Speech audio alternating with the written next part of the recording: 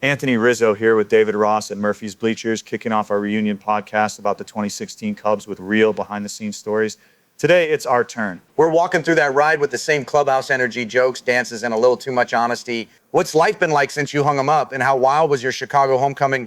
It's been awesome being back as a Cubs ambassador and calling games, but this show is our passion. Funny full circle note, I met Rossi during my cancer fight in 2008 when he left me ALCS tickets, and I was so amped. I left my mom's car running the whole game. We really connected in 2014 at ESPN. Then he and Lester arrived and changed our standard winning habits, edge, and accountability. That day at ESPN felt like we'd been friends for years, and once I signed here, the journey with you, Lester, and the group turned into laughter, tears, and some heavy moments we were finally sharing. Rossi lived on 2-year deals, and by year 2, I wanted to strangle him, but he could light up a room and still rip you clean, then somehow leave you smiling.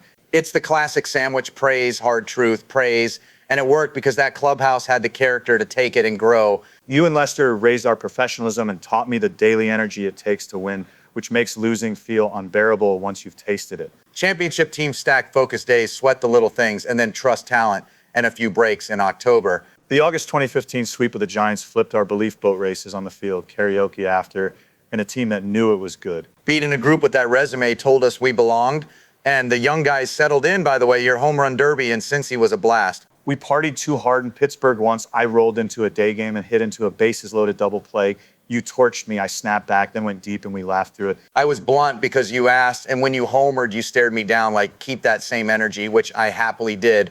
Joe taught me to honor the bench. If you're off, be on that rail for first pitch.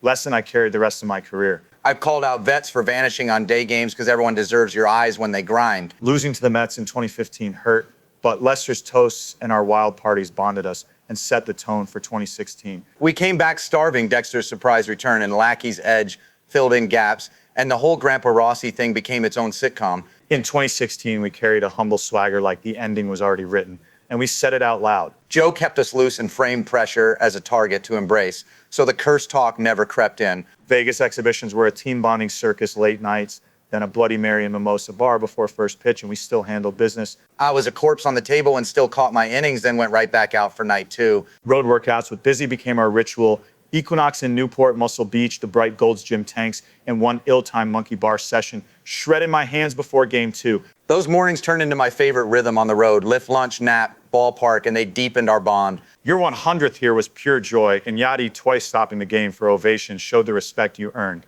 I'll never forget the way you guys exploded in the dugout, or the 7 curtain calls that night. 7 All-Stars, dugout dances, and a vibe that felt easy to root for. Even at the All-Star game, our guys set the tone. We even had a ridiculous pregame handshake to flip the switch from goofy